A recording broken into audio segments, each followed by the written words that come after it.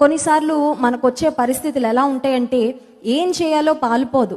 ఏం డెసిషన్ తీసుకోవాలి, చేయాలా వద్దా, ముందుకు వెళ్ళాలా వద్దా, ఏం చేయాలి, నిర్ణయాలు తీసుకోవాల్సిన సమయంలో నిర్ణయాలు తీసుకోవాల్సిన పరిస్థితి మన జీవితంలో వచ్చినప్పుడు కొన్నిసార్లు చాలా కన్ఫ్యూజ్ అయిపోతూ ఉంటాం.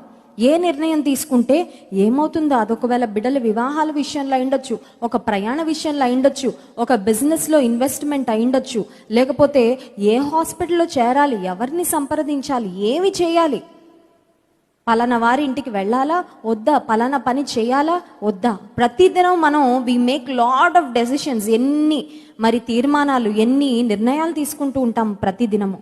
అయితే దేవుడు మనకిస్తున్న వాగ్దానం ఏంటంటే, నీకు ఉపదేశము చేసేదను, నీవు నడవవలసిన మార్గము నీకు బోధించేదను. హల్లెలూయా. నీ మీద దృష్టి ఉంచి నీకు ఆలోచన చెప్తాను. ఆలోచన చెప్తాడంట, ఉపదేశం చేస్తాడంట, నడవవలసిన మార్గం బోధిస్తాడంట. కానీ మనం అడిగితేనే